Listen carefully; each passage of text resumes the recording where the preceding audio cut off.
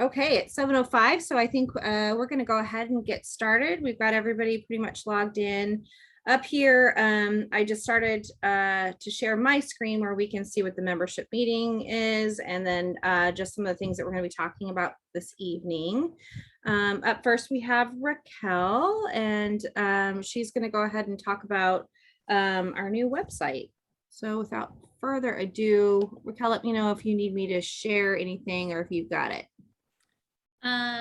Actually, I can, if you want to give me permissions to share, I can share my screen. Okay. Fancy new website and all that goodies.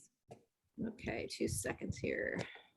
While she's doing that, just want to let you guys know we have a new website, which is amazing and awesome. So we have a better social presence to be more accessible to our neighbors. This is going to include a user-friendly website, which you'll see in just a moment. And I'm going to be using platforms such as Facebook. And then we're going to be using Nextdoor a lot more. So we are out there in the world, easily found now, and we are more reachable. So that is the goal with being more social on the internet. So. Okay, are you able to get in there and? You are sharing your screen right now? Yeah. So just stop doing that. No worries. Advanced sharing. Sorry, I don't know why it's not working because I'm always just trying my best here. Dual monitors recommend multiple participants. Why am I having challenges here? Pause share. And then also with our new website, and just more of a social presence, we're trying to get more attendance to our meetings. So we have a newsletter that we're going to be sending out once a month, just kind of recapping at high level, kind of what's going on in the neighborhood. And just as a reminder of our upcoming meetings or social events that might be happening. So at least there's a way to connect with us, even if you don't want to be attending these meetings. That is kind of the general feel for the newsletter. Okay, you should be able to take control of the screen now, Raquel. Okay, let's see.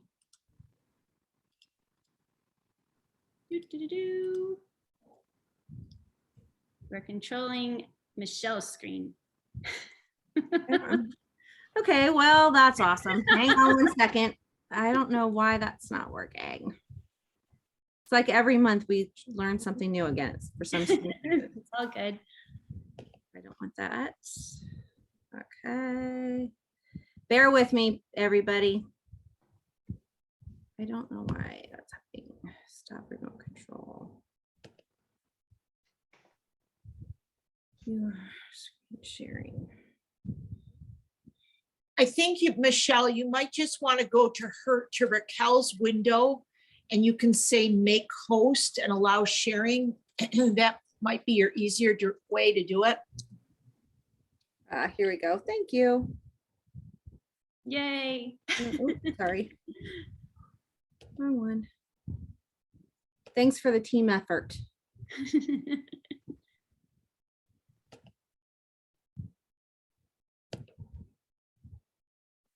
Okay, so we've done that. Let's see if that helps. Okay.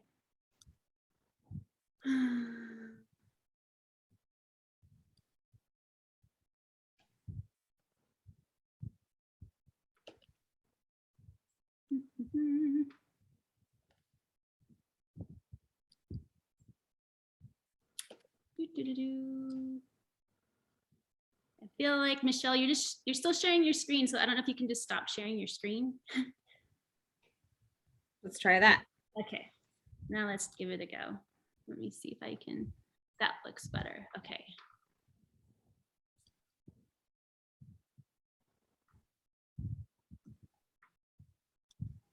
Okay, so, oops. Okay, so Sylvan Highlands Neighborhood Association. This is our website link. And then we have a Facebook page, which you can do by searching, we like to call it SHNA, so SHNA PDX. And then we also have an email if you have any questions. So there's that information for you to jot down if you are so inclined.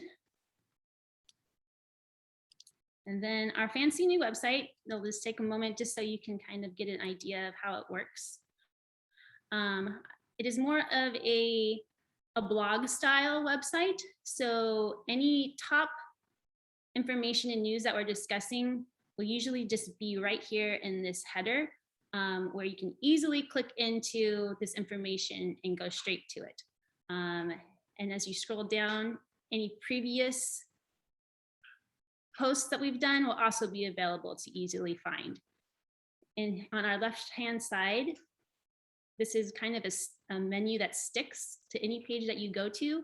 They'll have our meeting information, when it is, for the board leader meeting, for the membership meeting, and then you can easily just click the link and you'll go right to our Zoom meeting. And then we have a lot of other information on our website if you're interested to go deeper into it. We have a little bit more about us, the board members, neighbors west, northwest. We also have resources that you could use within the neighborhood, and our contact information if you have questions or topics that you would like to discuss on any of our meetings. We also have a link for any committees. So as you can see, the livability, the safety, planning and transportation, communications and fundraising, emergency. We have a link to the coalition for the Safe Southwest 58th, and then our volunteer options. And then a quick little link just to get you to our Facebook page. On our Facebook page, I feel like that's kind of just a little more organic, where we're posting some fun information to engage the neighborhood, as well as more important topics that might be going on. And then there's a calendar you can also go to that is hosted by Neighbors West, and it shows a lot of information on there. So that in a nutshell is our new website, and I hope you guys will take a moment just to peruse it and find it to be very user friendly. So that's the spiel. Thank you so much, Raquel. I know you spent a lot of time. We've had over the last many years, haven't had a great website, and I know it's been difficult to work with. So we all appreciate it so much, for sure. No problem. It's happy to do it. Robert, you had a question. You've got your hands up. Robert. It was a clapping. Oh, okay. I wasn't sure. It looked like you had your hand raised. Yeah, so thank you, Raquel. I think it's awesome. Does anybody have any questions or comments or anything before we move forward with our guest? I guess not. Okay, awesome. I'm going to go ahead and change my screen sharing. Rick, do you want to go ahead and introduce our next guest and take over that? Sure, I'd be glad to. Thank you all. And Kurt, thank you very much for your attendance this evening. I know it's late. You've had a long day at work, and your willingness to join us here is really very, very sincerely appreciated. This has been a process, as everybody here on this call knows. What we're trying to do tonight, it's less, in fact, it's not at all a complaint forum. The purpose of our work this evening is to hear from Kurt about what is doable. What can PBOT do to help us, particularly with the traffic that's cutting through on 58. So just to give you all context, I've shared the Say 58 link and some other information with Kurt and his colleague. I guess Carlos is not attending. I'm just scanning. Doesn't appear to be. So I think, Kurt, you probably had a chance to pre-read that, and you and I have had conversations in the past anyway. So hearing from you around those major topic items that are highlighted in the most recent email I sent you would be super helpful. Neighbors, if you have questions as we progress, if you'd simply put them in the chat, and then I'll try to moderate and coordinate conversations with Kurt. Okay. So Kurt, you good? I'm good. Can you hear me okay? Perfectly. It's all yours. I'm appreciating the telecommuting. This is a new one for me. I'm actually, my second job is high school coach here at the used to be Wilson Wells High School volleyball team. So I've got girls in the other room playing a game right now. So I hope the noise is not too obnoxious, but I was able to carve out time to squeeze in with you guys. I don't know why Carlos isn't here. We actually had a pre-meeting late last week with Carlos, his boss, and the city traffic engineer to talk about this. So I thought he would be here. So my apologies. I had a couple of things that I was hoping he was going to cover, but I've been around here long enough that I think I can cover for him and myself. I guess maybe I'll share some thoughts and then open it up for questions. And I apologize in advance because a lot of what I'm going to say is probably not going to be news that's going to land particularly well. I like to solve problems. I'm an engineer by background. That's our training, is to find solutions to problems and identify those. Unfortunately, we don't have a lot of options that are going to land well with you guys, but we'll talk through that. So I've been around this issue on this neighborhood. I don't know if anybody in this room was at the table, but I think one of the first developments about 15, 18 years ago, I learned one of my first lessons at the city council as a younger engineer here at the city. It was a new development that was happening right at Montgomery and 58th. And I think the neighborhood association had put a video together to bring to council to highlight the congestion problems at the middle school. And this was long before the Odyssey program moved up to the middle school. And I made a mistake that I won't do again, which was telling the city council that we didn't have any accident data at the intersection that would support that there was a traffic safety problem. And I think there was a mother or two that quickly pounced on that and highlighted that Mr. Krueger needed to have a couple more accident data points to actually get the city's attention on this issue. I say that a little bit in jest. It was a fair shot. It was a tough shot, but I think it was a fair shot. But we've known about 58th and all the different nuances of 58th for some time, and we've looked at this over the years. One of the good things, you might not call it good, but I'll say it's good, is we're having development on 58th. A lot of those larger properties are actually, they have been zoned appropriately to allow more density. And what that does is allow me and my team to get infrastructure developed one property at a time. The city does not have a good tool to go out in residential neighborhoods and build complete streets all at once. They're expensive to do, and most of our money goes to the larger intersections that have a ton of crash information, to the bigger, busier roads that need to be widened or bike lanes added or sidewalks added.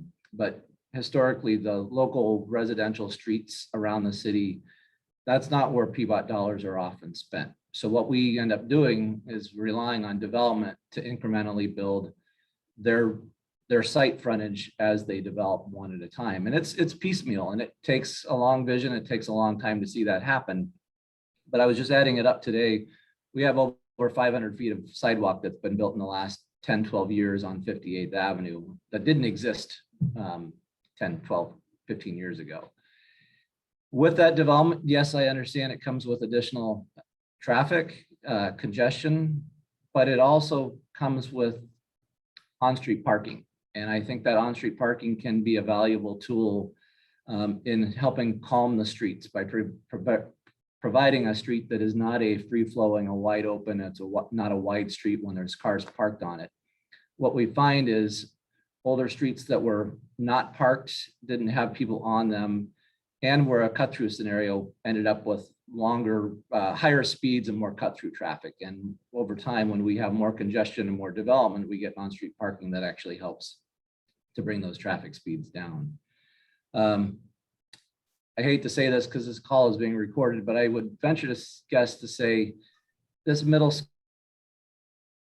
school is not the right location for a middle school. It's not going to change. PPS doesn't have money to go buy a new location to site a school, but putting a school at this location in a residential area that attracts so many students from outside of the area, and then adding the Odyssey program has just compounded the demands that are on 58th and the nearby intersections. It is what it is. I don't control that. The city of Portland doesn't get to dictate what school functions happen at what schools. It's just adding to the problem that is the congestion and demands that are coming on 58th Avenue. I'll shut up in just a minute, but my thoughts on the cut through scenario. Obviously, we prefer to have traffic on Skyline. You guys know well better than I do as you live and drive in the area. Skyline is a very circuitous, windy, longer path to travel between Highway 26 and Burnside.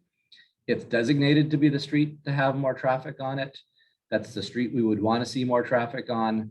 But we know people take the path of least resistance, and that is 58th Avenue because it's the shortest connection between those two major arterial roadways.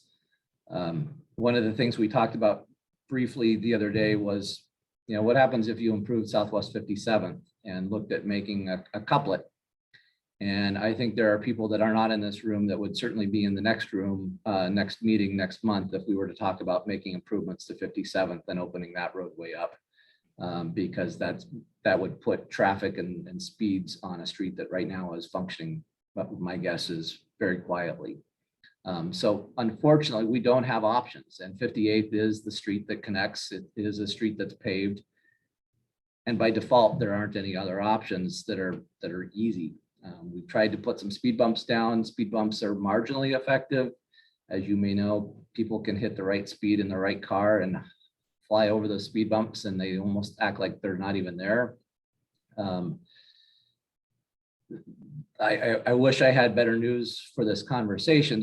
I asked our city traffic engineer, hey, if we had $5 million given to us, if we had $10 million given to us, could we fix this problem? And the answer is, sadly, we don't have a good solution that would really address this problem, even throwing good money at it. So not the news you probably wanted to hear from somebody at the city, but I'm trying to be honest with what we have to work with and what the situation is. And I will shut up there and answer questions as best I can. Well, actually, Kurt, it's better than the information we got. The last meeting we had with someone from the city. You and I had spoken before, and you had talked about how increased density on the street parking helps slow traffic. The challenge we're having on 58, you mentioned the increased number of sidewalks or the length of sidewalks. As you descend the hill from the intersection of 58th and Salmon, where it begins to kind of do an S and connect up with 57th, there are no sidewalks until you drop all the way down to the hill, and the traffic coming off that hill is incredibly quick. And there's no curbs, it's just flat out hazardous. Now, this afternoon, I had a conversation with Mark Dang, who represents the developer of this development. And I believe you know Mark pretty well. No, Mark, well. And, yeah.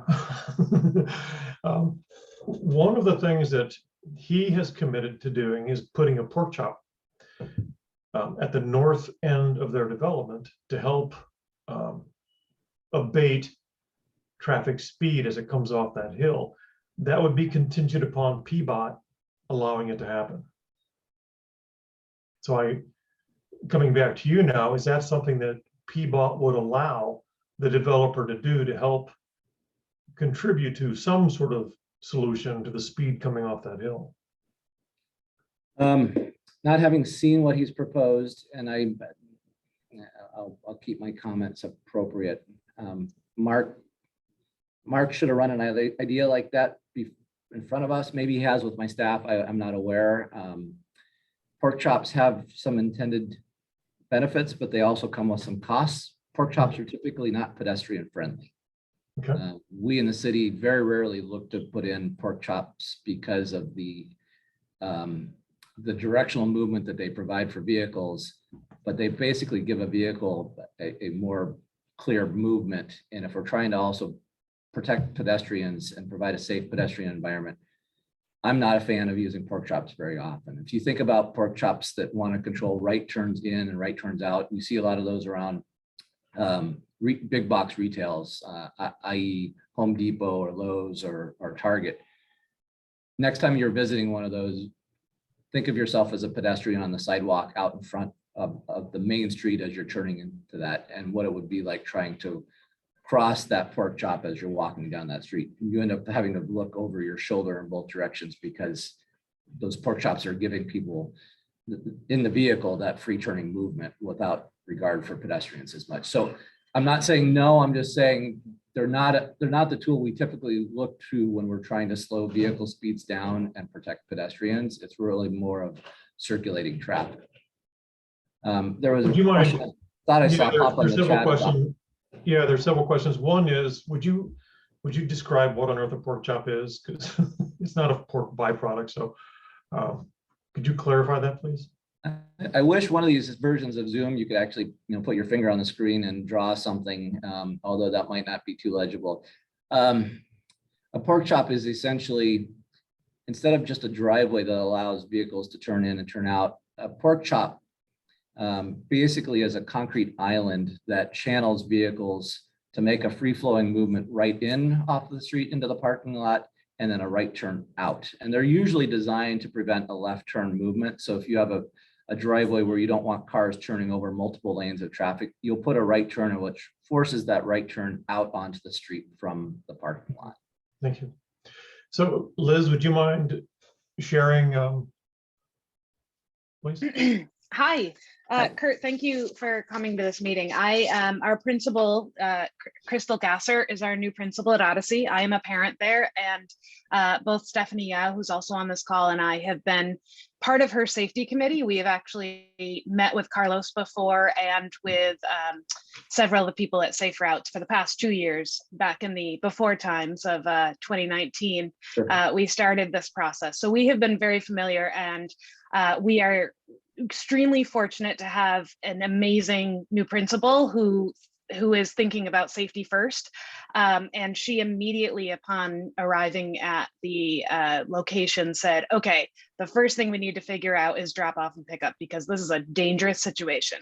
So Stephanie and I were more than thrilled to hear her do that. And unfortunately, she couldn't be here. She had a previous commitment tonight, but she did want to share some thoughts. She has already had conversations with Safe Routes, and to find out that we were promised back in the spring that we would have speed bumps going in around the corner at Canyon Court. And she said those are on order. So it's just a matter of however the process works, however long that takes. So we appreciate that going in. That will at least make the turn around Canyon Court, which comes right into our parking lot, a little safer. But she wanted to just give the neighborhood and you a little background of what our demographic is. So we are a K-8 school. It is a public school. A lot of people are confused in the neighborhood as to whether we are a public or a private school. It is a Portland public school, but it is a focus option, which means students from all over the city can apply and in the lottery. And if they get in, they are welcome to come to the school. The downside of that is focus options do not have transportation. So all of these parents have to get their kids to school now. There are maybe about 8 families who are able to walk, Stephanie's and mine being 2 of them. So we test the walkability of our 58 every day. And it's treacherous. It's extremely treacherous. I won't let my kids, even though I have an 11-year-old in 6th grade, I still have a hard time letting them walk it alone because it is extremely dangerous. So Crystal wanted to let you know that there are 250 kids at Odyssey, which ends up being about 154 families. And that means roughly 140 cars are coming in and out of there twice a day. So obviously that is a lot of traffic for our little neighborhood. We have Stephanie and I have been part of the get people used to the new routine. Crystal has implemented a new system that all of the cars are to pull into the parking lot and pull behind the school to try to condense traffic in the school parking lot and behind the school. So it's taking up less space on the actual city streets. However, even with 140 cars, you can't fit everyone back there at all times. So we have created notices, put them on Nextdoor, passed out to some of the local 58th residents, letting them know when drop off and pick up are. So if they can come up with alternate routes during that time, they should. It will be congested, but Crystal has been timing it, and we went from 10 days ago having a 20-minute drop off, and we're down to less than 10 minutes. So she is really working on speeding that up and making it easier for everyone in the neighborhood. She also purchased a large mirror to go on the curve that is around Canyon Court, right at the curve where the crosswalk is, and they are going to be adding that to increase visibility. Maybe Peabot doesn't want to know that. sorry, this is recorded. There might be a mirror. And the other thing is our school is actually, we are going to be one of the pilot programs for a new program called School Pool, which is a PPS sponsored carpool.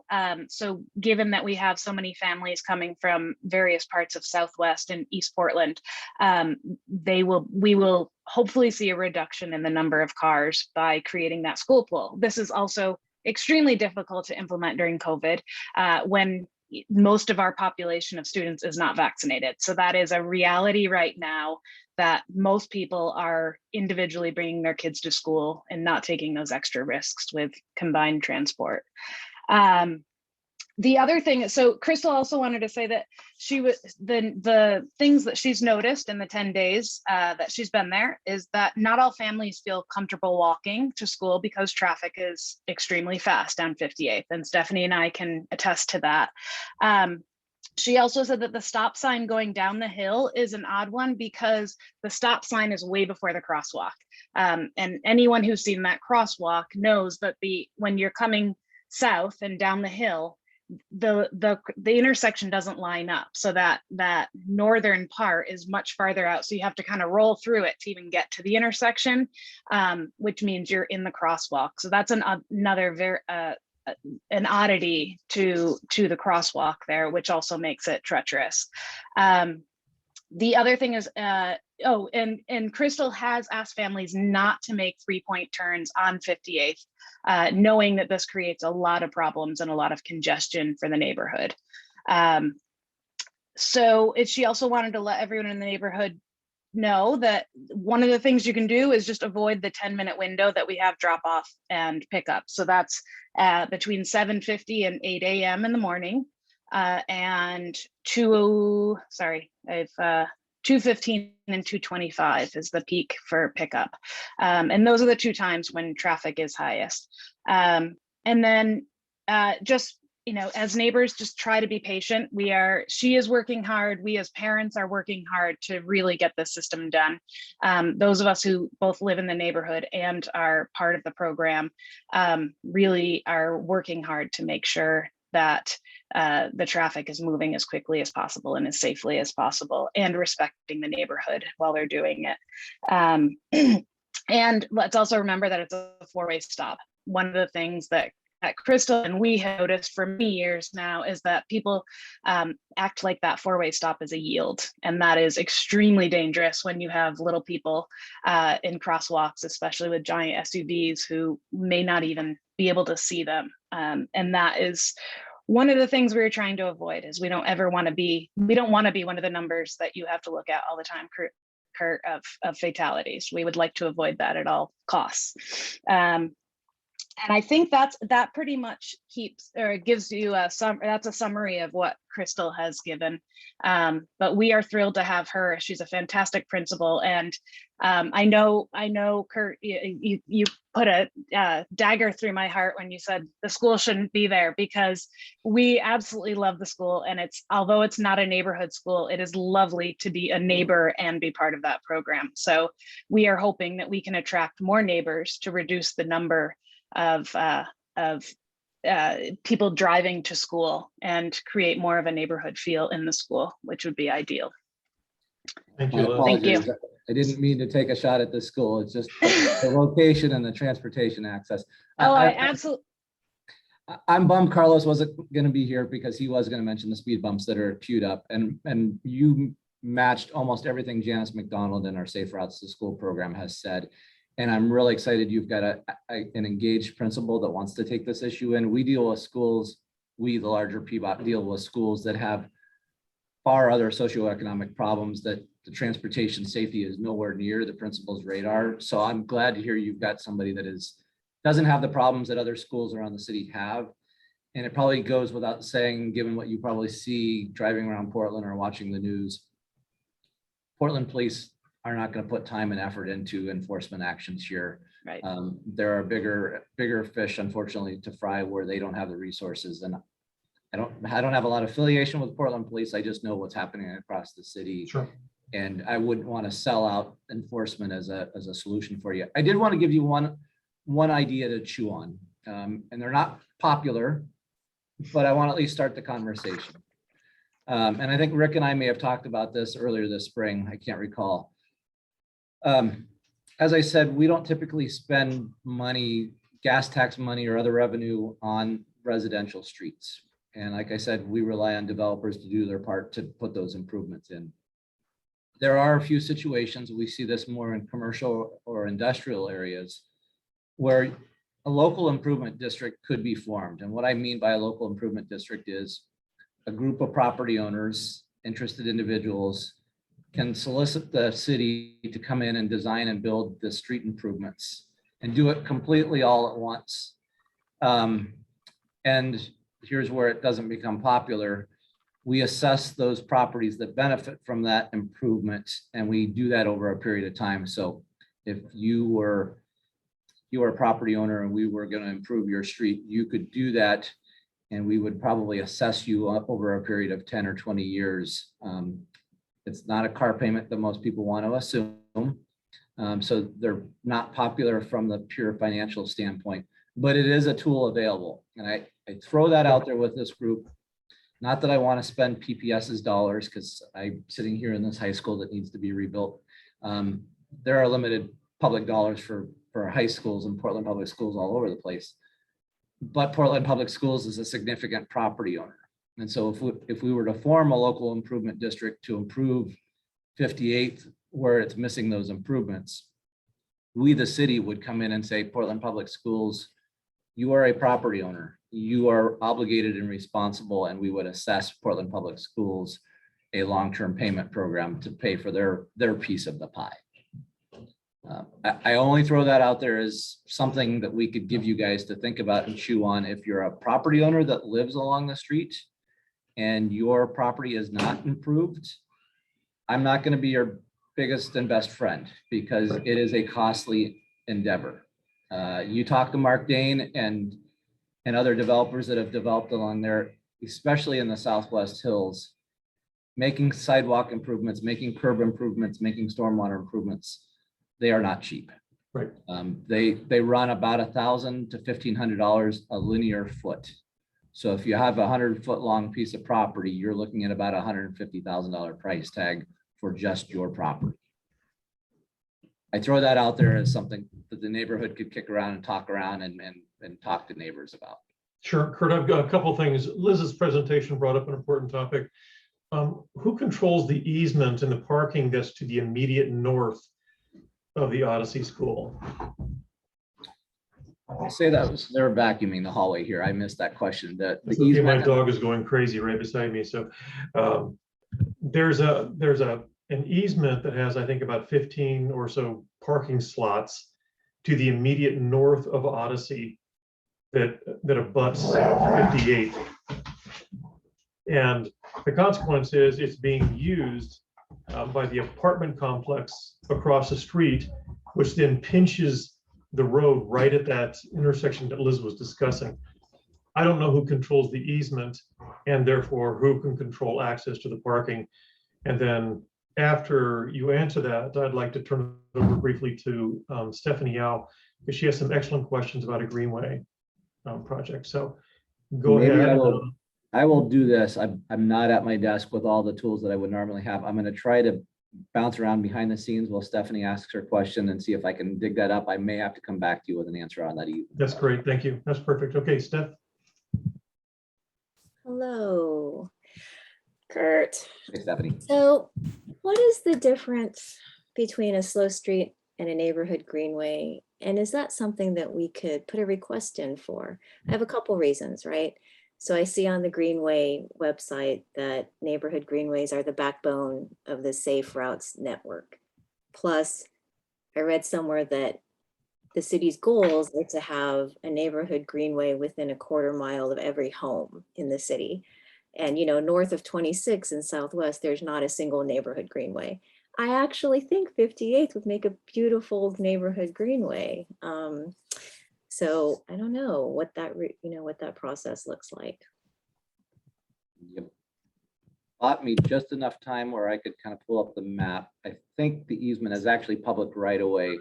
And so it could be signed. You could request signage from PBOT parking to appropriately sign it. It should not be an exclusive parking lot for an apartment complex.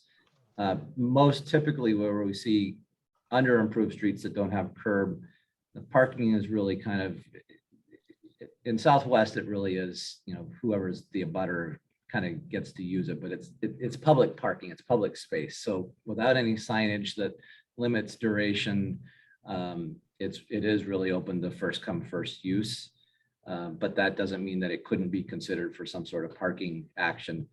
The challenge would be it's only a certain number of spaces. And so for us to send parking enforcement out, we're looking at going out to a place where there's more parking for more bang for their buck to go out and cite people if they're parking illegally. And if you were to restrict that parking to a certain number of hours a day, so if you're really trying to address it for the school where you wanted that to be limited to an hour at a time or 2 hours at a time, I'm getting into a lot of weeds and I apologize, but our parking folks, if they go out to do an enforcement action, they can't take a phone call from you and say, hey, there's a blue Volkswagen TDI with license plate X and so, and they've been there since 9. They actually have to go out to that location. And basically, I think they put a chalk mark on the tire and say, okay, we observed this at 10:05 a.m. And then we're going to come back 2 hours later and see if that vehicle is still there. So not a perfect system. It could be explored, but I also don't want to set something up that may not be beneficial. Stephanie's got some great questions, and I will do what I should do more often, is admit when I don't know something. I'm not an expert on where we do neighborhood greenways. I know there are certain conditions that have to be met as far as number of vehicles and vehicle speeds, and we won't go mark a greenway if those vehicle speeds and volumes are higher than what we would want them to be, or until we can get those down to an appropriate level where the greenway would make sense. But I really need to put our greenway folks in touch with you guys. I don't know if you've had them out to a meeting, but I would strongly, if that's where you want to go, strongly invite them out. They're a great group of people. They love what they do. And I know we set goals for having that to be a 1/4 mile from people's residences. That works really well in the east side where we have a gridded network. It doesn't work so well in Southwest where we have all these things called hills and trees to work around. Yeah, that's the thing. Like, I don't really want a new street. I want traffic calming measures. So when you think about the beautifully gridded east side, I used to live over there. You've got the perpendicular intersections where drivers have an expectation that they will slow down at an intersection. Most logical drivers should slow down as they approach intersections. Up here, the blind corners, people like to rally around them going as fast as they can. And then at the top of 58th, I don't want a new street. I don't even expect sidewalks, but like if we could add a couple speed bumps, for me, it is the speed. And so we've got 2 speed bumps at the bottom of 58th, but up top where there's a 200-foot elevation drop, it's amazing how fast people gain speed and gun it. Not only are they gaining speed because it's a 200-foot drop, but they're gunning it. You can hear the engines behind you as you're walking. If we could, like, what would that be like to add speed bumps? And I would love to talk with the neighborhood greenway folks. I've sent a couple emails to Nick Falbo because of Southwest in Motion, but yeah, I would love to talk with greenways. Give me 2 seconds.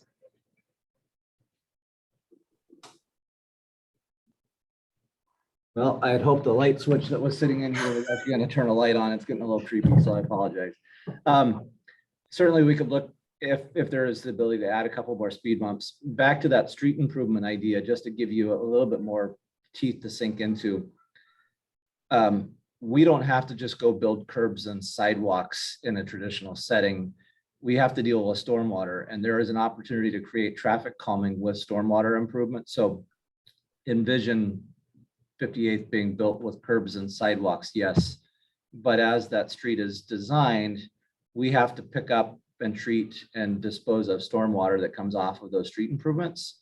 So it's very possible you could do some mid-block, what I would almost call stormwater facilities or curb extensions, where you would get some channelization and narrowing of the roadway by means of treating the stormwater, but also get the benefit of pinching the road down and creating a traffic calming situation. That has been an effective measure where we're able to go out and do a full length of street and design it all at once. That's really hard to do one development at a time. Right, so that would be more along the local improvement district idea. Yeah, I see a question about stop signs. So folks don't like to hear us talk about stop sign requirements, but we actually have federal requirements when we put a stop sign out. It has to meet what they call warrants. There's a certain expectation that a certain amount of traffic is going to be coming from the right directions to make a stop sign effective. So the best way I can describe that is, if you're trying to change behavior and people show up at a stop sign and they regularly don't run across somebody else that they have to stop for, over time they start to run that stop sign because they don't think there's anybody going to be there that they have to stop for. So what we do is we run through the calculations to meet the warrants to say, is there enough traffic coming from each direction where a stop sign is actually going to be used and not abused? I don't know if that makes sense. I see some head nodding. So we can look at those. My guess is it probably isn't going to have enough cross traffic there to support it and meet those requirements. It seems like the other approach then, Kurt, is if people could view the stop sign as an arbitrary thing where they can choose to or not to obey it, Right. The alternative is to force them to slow down. Yeah. I'll briefly touch on the mirrors. I jokingly closed my eyes and plugged my ears. We moved away from mirrors probably 25 years ago. They're not an approved traffic control device. And this is going to sound horribly bureaucratic, so I apologize. People sue us quite often. The city is viewed as having deep pockets, and if there's an accident, people go after the city. And mirrors, since they are not an adopted traffic control device, if we were to go put them out and an accident happened and somebody pointed to, you were using a non-approved traffic control device, city, that opens us up to a lot of exposure. That doesn't mean I won't say that mirrors have a place where they work. There are a number of odd situations in Southwest. I can think of Broadway Drive, Fairmont Boulevard, a lot of places where people have put up mirrors. And people that have lived there and know how to use those, they work well, but they are a huge liability for the city because they're not a common device. They're not a stop sign. They're not a traffic signal. They're not a yield sign. So, you get somebody traveling from out of town that aren't used to operating via a mirror, and there's a situation, the city is going to be held liable for that situation. Yeah. So, Kurt, one of the things that interestingly that happened a handful of months ago, after I don't know if you would call it improvements or changes around REI, where those massive concrete things went in to block the road, and there was a bike lane, and you can't turn left, you can't turn right, and all this kind of stuff was put in. I've actually had a handful of neighbors ask, why couldn't we create some sort of derivative of that to begin to force traffic to slow?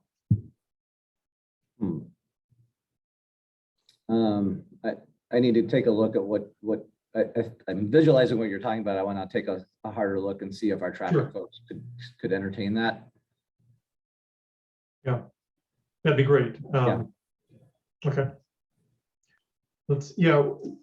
Also, just looking at the chat to share with you, we had surveyed neighbors asking about the possibility of simply closing 57th, southbound 57th, so it would eliminate cut-through traffic.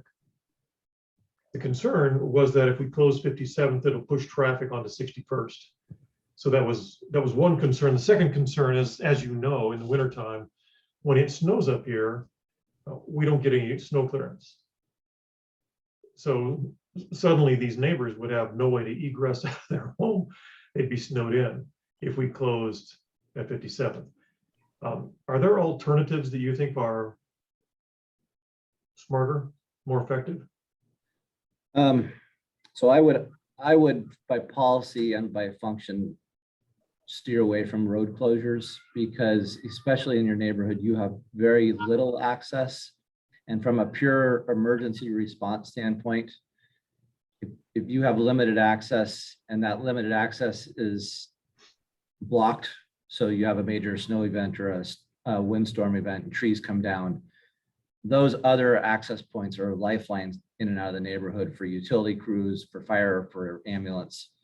And this neighborhood is so deprived of enough connections that removing any would be a big safety concern. I would invite you to bring out your local folks from the fire station and talk about what their concerns would be if we were to remove access points. Well, I don't know if that was a workable solution. When we polled the neighbors, they were almost evenly split 50-50 for and against, and the concerns that were expressed were exactly what you're just describing. So really my question is less, how do we close 57th? Rather, what is the smarter, more strategic approach to how we can better mitigate this cut through traffic? Because we have heavy volumes of people coming from Washington County simply using our neighborhood to get down to 26 or whatever. It's a concern. Yeah, one of our ideas was to talk about doing some one-way signage and not having it be two-way. We would have to take a hard look to see if that's something we could enforce. It's something I guess I can take back to say we can take another look at that option. I do have the concern about it putting more traffic on a street that doesn't have as much traffic today. And are we basically doing what I would call the balloon game, where you squeeze Right. it one and it pops out the other? Right. Kurt, are you familiar, is it Northwest Westover that is closed during certain hours of the day? Can't remember.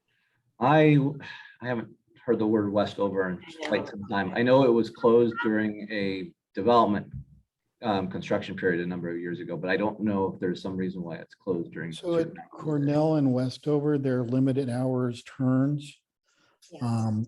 right, where Cornell takes the jog towards the river, and that where Westover comes up over the top. So it's at the upper side of Westover, and from either direction during the appropriate rush hour, they they limit the turns for 2 hours, coming Right. down the hill in the morning and up the hill in the evening. Before the tunnel closed, I have driven that every day. And not a lot of people actually cut through, some do. So I was just wondering if there was any data. It's been about 3.5 years since they put that sign in, wondering if there's any data about whether it's effective, because I think once in 3 or 4 years, 3 years, I've seen enforcement. Clearly it's not something you're going to enforce like you're talking about. Thank You guys have educated me on that one, because I thought I knew most streets around here. I wasn't aware of that condition. It's probably the one and only unique one that we have in the city. So I'll be willing to go back and see what data we have on that one. It was a unique process run by the mayor's office for a particular group of people. It wasn't necessarily popular, but that's partially because of where that particular solution is located. And this meeting is recorded, so I will not touch that one with a 10-foot pole. I know it's getting late. You guys had other things on your agenda, and I probably need to give this office back. Is there another minute or two of questions you guys have? Yeah, I've got a really quick one. Who should be our point of contact moving forward? I mean, you have been incredibly giving of your time and energy with me. Is there someone on your team you would like me and us to coordinate with more directly? I hate to pick on my buddy Carlos, who didn't show up here tonight, but I will. Good. I'm the development guy. If there's a development issue, if Mark Dane, as you mentioned, is trying to run one by you guys, happy to talk about the development issues. I'm really pinch hitting for our traffic shop, who really should be taking most of these calls, because they're the ones that take the small stop sign to the larger, bigger projects. I know this neighborhood and been around this street and this issue for some time, but really Carlos should be that lead person right now. And then if there's different pieces of the bureau, parking, enforcement, safe routes to school, he can make those connection points. Okay, perfect. Thank you very much. I'll reach out to him. Great. Thanks, you guys. You've been really great to work with. Second neighborhood meeting of the day, and I'd come back to this one in a heartbeat. Great. Thanks a lot, Kurt. Really appreciate it. You guys have a good night. Thank you. Thank you so much. We appreciate your time. You bet. Well, thank you. That was awesome. I'm glad to, thank you, Stephanie and Liz, for also participating in that conversation. You are very busy with Odyssey, and we understand like how important it is to have your voice as neighbors, but also as part of Odyssey. So thank you for that. I guess we're going to go ahead and just wrap up that portion. We're trying to stay on time with our meeting schedule and our agenda. And next we have on our agenda is Sally, our Vice President and Secretary, to talk about our Fall Solve event.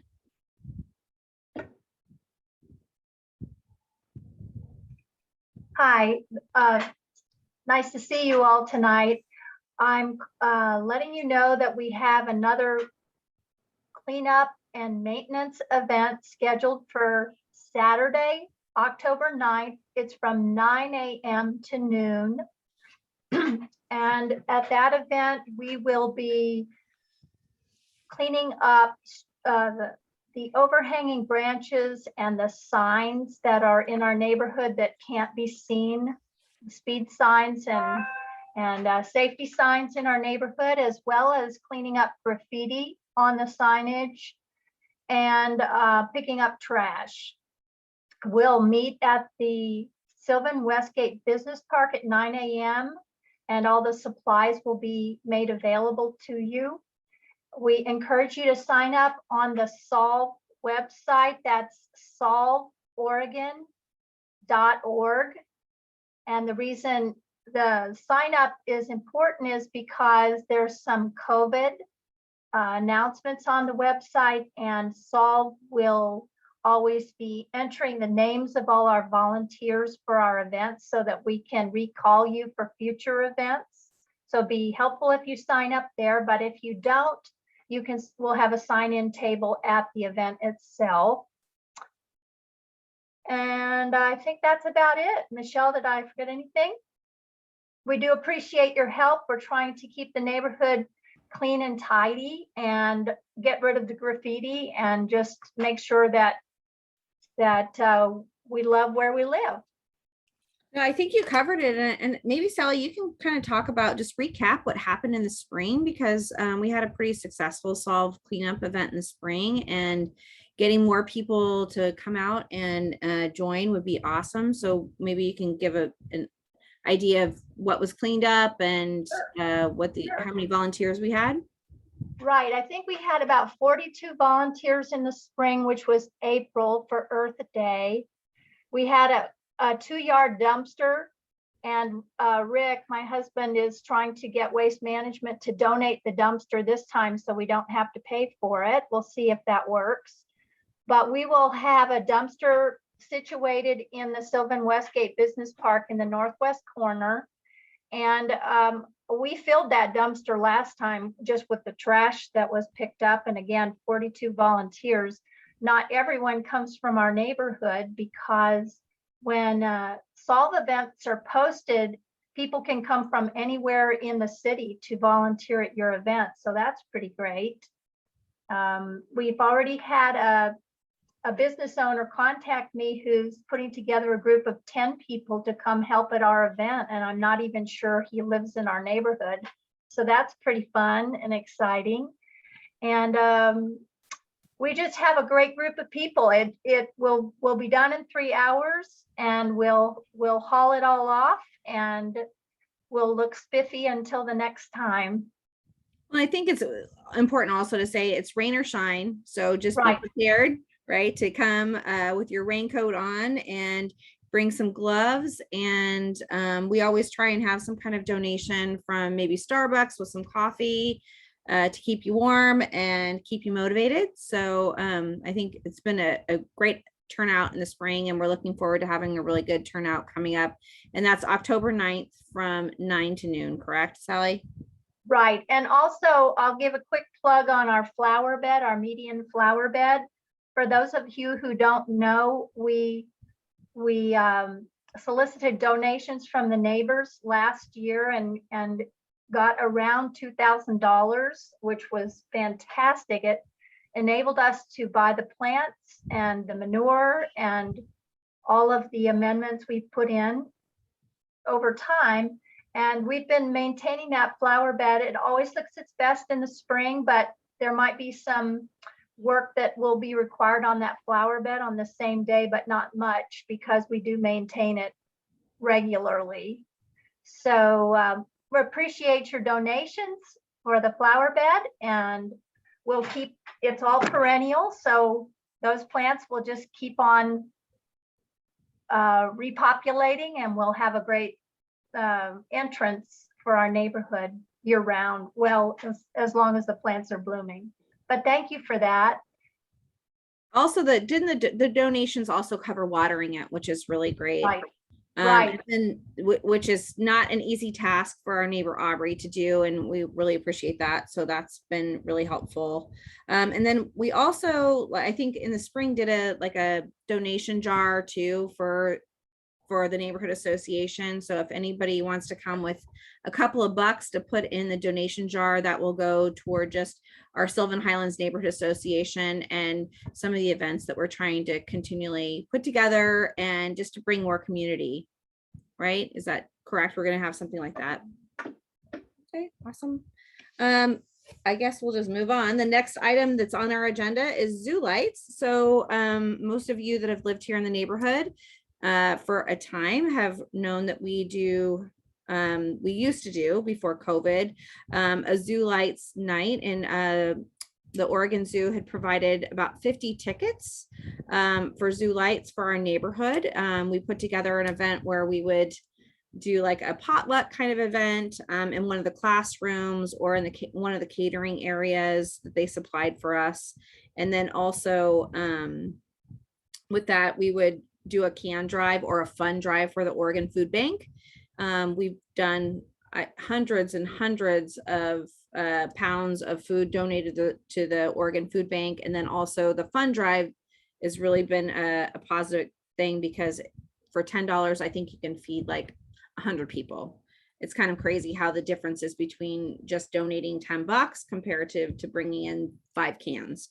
So we were able to improve that over the years. But then again, last year with COVID, we didn't ask for anything because they're also a nonprofit, and they weren't really having those kinds of events. I've reached out to the manager there at the zoo. They're working currently on this program for the fall, or for this coming year. And I've let them know that we're very interested in participating and creating a food/fun drive that would go along with this. I don't think of course, it's going to allow for some type of meaningful event where we can all get together and do a potluck or that sort of thing, but having the opportunity to go to the zoo lights and drive through. I think a lot of people got to do that last year, which I wasn't one of them, but I know a few of you have said that it was really cool to just drive through the zoo lights and have that opportunity to see the lights in your car and have fun. So I'm working on that. I don't have an answer yet. When I reached out to the Oregon Zoo, they said they were just starting the process. So that'll be something that we'll just have ongoing and talk about. It was usually the first week, I think the Thursday, maybe after Thanksgiving or something, or the first right after Thanksgiving is when we were given the opportunity previously. So that's just one thing that we are working on. I think, did you have a question, Sally? I saw in the chat. I just wanted to mention to everyone that we tried real hard to put together a fun back to school fall ice cream social for all of you.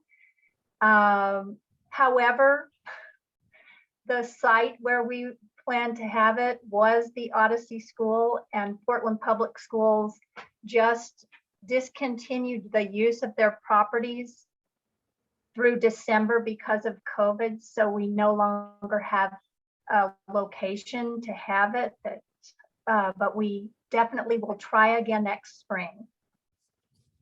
Yeah, that's a perfect segue, actually. You know, we are really wanting to just engage more with our community and with the families. We've had a lot of new families moving in over the last 5 years, and that makes it really nice because we've got kids and everybody would like to probably get together. It's just been a challenge due to COVID, but our plan is definitely to put something together in the spring if everything works out. It's you know, with COVID, we're all just kind of flying by the seat of our pants and doing the best that we can with what we're given. And that is one thing that we were kind of talking about doing at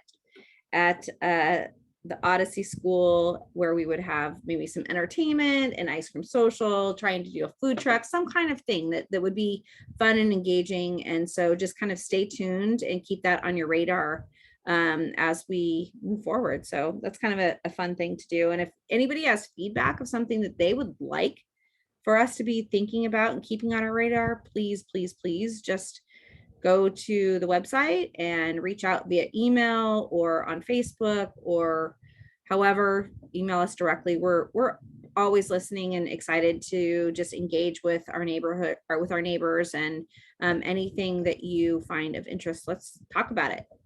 So that's kind of where I'm at. I don't know. We've got some time left. What time we got here? Michelle, I have one thing. Yeah. Yeah. It would be incredibly helpful. I mean, it's super exciting. We have 30 something people, I guess, that have joined us this evening, which is wonderful.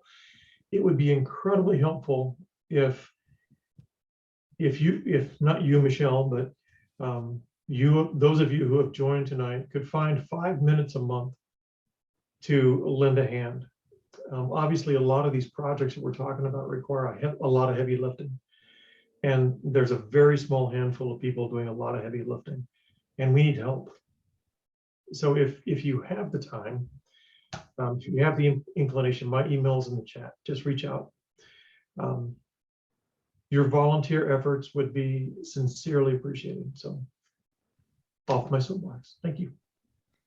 And then one other comment I saw in the chat, Michelle, was if somebody wanted to donate, where would they go do that? That's great. So Neighbors West Northwest is our neighborhood coalition, which we are part of the nonprofit through there. So Mark, is that correct that they could donate through Neighbors West Northwest? What would you say about that? Sure. I think though in the past, Flowers. Dave Malcolm had set up a way to have donations directly. Rick probably knows about this. So I think rather than having a handoff from one organization to another is generally preferable. So there's some confusion. You had all decided to be a 501c3, but it never actually completed. I think a lot of us thought it did. So is that your understanding too, Michelle? The paperwork never actually got filed. Yeah, I think that makes us your fiscal sponsor, so that if you want to have people donate and be tax deductible, then it references us. And that was something I talked to Dave about a while back. So on the other hand, these days, by the time you actually give a small donation, your tax credits are filled up and it's hard to get a deduction if people care about that. But if they do, then that's something that I would come to us and we can make sure that that happens the right way. Thank you. Yeah, I know that was worked on gosh, probably. I thought it was actually done too myself for a while, and then turned out that it hadn't been filed. So, but if the paperwork is out there ready to file, y'all might want to do that, because it can be helpful, particularly when you have a lot of smaller neighborhoods, in one area with not a lot of businesses, and you're looking for donations from businesses that are adjacent. If you have to go through our 501 number, basically it's like one donation per 501 number. So it can actually help neighborhoods get more stuff. Well, that's very helpful, because I know that that's something that our board is very interested in doing. Am I wrong about that? I mean, I think that's one of the things that we've been kind of talking about and didn't really fully understand that. So that's. I think Kristen had worked on it and had the paperwork, and I'm pretty sure that because of COVID, there was a limited time more or less, for doing the 1023 easy, which meant they hardly asked you any questions. So if that's still going, I would definitely want to take advantage of that, because prior to that, you'd have to get an attorney and do all kinds of stuff, and then they made it really easy. So I haven't heard that has sunsetted, but it's worth a look. Okay, perfect. That's something that the board, like Rick, Sally, and Dave and I will all. And I just looked to see if I had gotten the partially filled paperwork or anything, and I don't seem to have a record of it. So I'm sorry for the confusion around that, everybody. No, that's helpful. Thank you. Michelle, Yes. could I answer a question I see here from Bob Knoll? He says, what is Portland Fire Bureau emergency access position on all of this? And I assume, Bob, you're talking about Southwest 58th.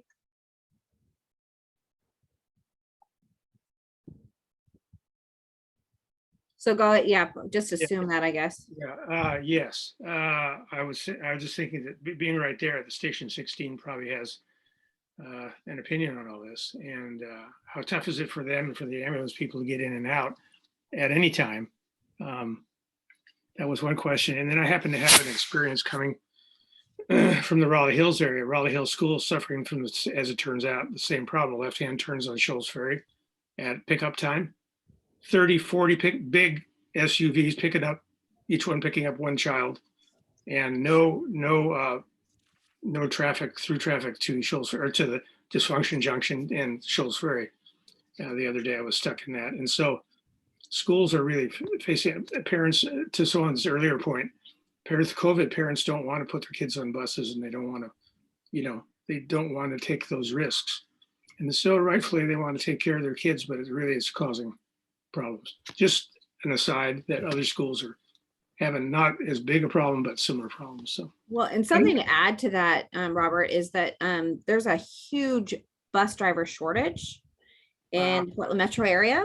Every single day since school has started, we've got notifications that buses are not even going to take kids home. Yeah, every day. So I took a neighborhood girl to school yesterday who was just sitting on the street, because I know her, and I was like, oh my God, school started 15 minutes ago. I will take you to school. It was going to be a 45-minute delay just for her to get to West Sylvan. So it is an ongoing issue with Portland Public. There are not enough bus drivers to go around. And they're refusing to get vaccinated. And so that's kind of causing an issue for us to have enough drivers. So just a heads up of what part of that is.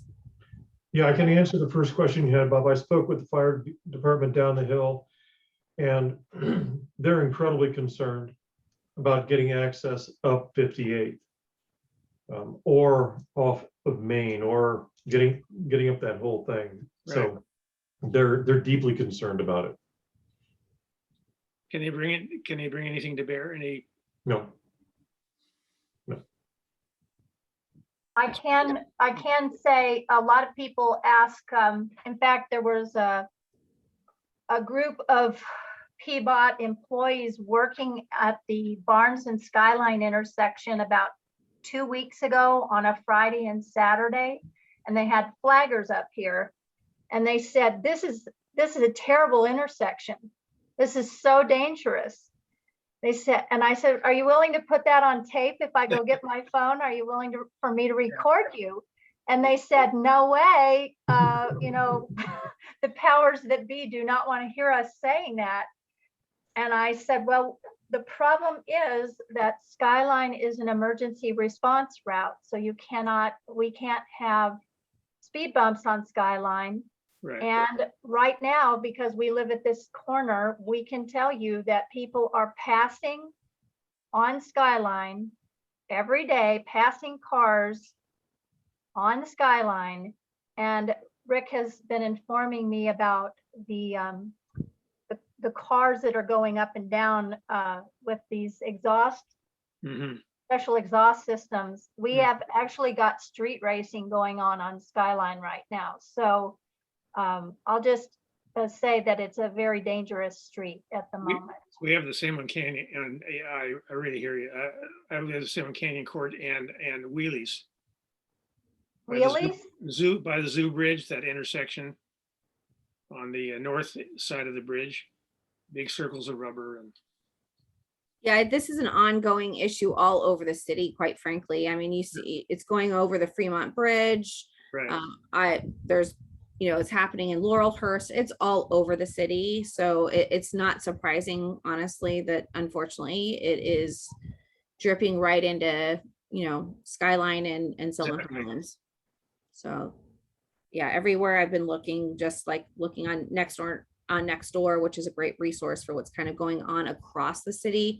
We're not alone, and we're certainly not the worst of it, which is a scary situation. Michelle, it occurs to me that we should possibly consider putting a donate button somehow on our website and making that easy for people, because right now, if they want to donate, we're not making it very easy for them to do so. Well, we would have to have them donate to Neighbors West Northwest the way it is set up currently, just as Mark was saying. So that's something that we still have to figure that part out. Well, here's Dave on it, and he took donations Yeah, directly we when can still we take 'em. took money for the flower bed. So Dave, maybe you could chime in here how we can do it effectively. Well, that could be such that, yes, Neighbors West Northwest would be the recipient, but it's dedicated for this particular purpose. Right. For SHNA, for the Sylvan Median, maybe something else. Donate for this purpose via Neighbors West Northwest. That's easy enough. Mhm. As long as you make it obvious that the people have a choice and they know what they're donating to, then you're covered. And So so are you saying you we can could actually do it send on them our straight. website? Mark, I'm Oh, sorry. So checks can go straight to Dave, because your financial, until you become your own 501, your financial report merges with ours in the tax year. And that way it doesn't matter, because we actually would have received the money because you guys are partnered in on the financial side as far as the IRS is concerned. That's the only way that you're like, quote unquote, part of us. Obviously, you're a member of the coalition, but we can't, the coalition doesn't tell neighborhoods what to do. But as far as the IRS is concerned, you're financially part of us. So if the checks go directly to Dave, and they have a note what they're for, then it's going to be okay, because Dave gives me an end of year report every year about your activity. And so that should be no problem. And as far as the neighbors are concerned, they're just giving it to Sylvan Highlands, and it's transparent and simple. And there's the difference between restricted funds and unrestricted funds, which says, okay, this donation is specific to the flower bed median. This donation is specific to the solve cleanup, et cetera, that sort of thing, correct? Mhm. Okay. So Dave, I sent you a chat to check out. So if you would.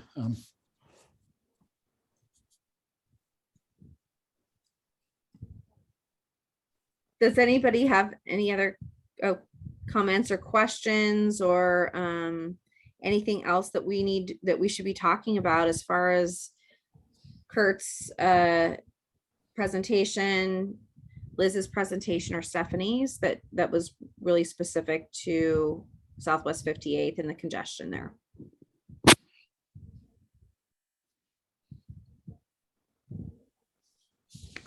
I would like to mention the NET team training that started tonight that is on the September newsletter that Raquel sent out for the neighborhood association. And if anybody wants to be on the neighborhood emails, how do they do that, Raquel? How do they receive? On the website, at the very bottom, of the footer, there's a join the SHNA. And it'll send you the form, you fill it out, and you'll be automatically added to our list.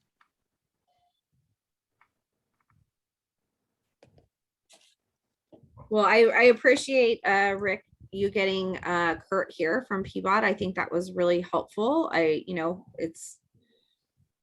We'll have to see how things go, but I really think it's just beneficial to have somebody from Peabody show up, answer questions, and know the neighborhood, which has been, I think, the challenge that a lot of people have felt. So I think that's been very helpful. Thank you. You're here. I'm remiss. I missed the fire lieutenants, the meeting where you had the fire lieutenant. And so I asked that question about can anything happen? And clearly there's a lot bigger fish to fry there. So. Yeah, we're unfortunately in a situation across the city that we're just not a priority. Yep. So Yep. that's how it is. Had a brain phase there. Does anybody else have any questions or comments or anything that they would like to present or chat about? Because we do have one little bit of business to talk about as far as Neighbors West Northwest and having a board member added there. I'm not seeing anybody's comments on the chat, raising any hands. Okay, so Yeah, I'm sorry, Michelle, I'm sorry. Yeah. I just put it in the chat, but next month, we're going to have a representative from the city speak to us about the residential infill program, which is a pretty substantive change in zoning restrictions and density, et cetera. They're going to be doing 2 public presentations, one for the west side, one for the east side. I asked that they come to our neighborhood specifically because the configuration of our neighborhood is unique, and I thought we would have very specific questions that would pertinent. So just FYI, that just got confirmed today. that's great. And everybody knows too that our meetings are the second Tuesday of every month. The Zoom link is now the same forever. We're got it posted everywhere. So please be sure to realize that it's the same. All you have to do is log in. It sounds like there was much less issue. So I'm really appreciated to have that simplified and just have everybody know how to go ahead and get on board.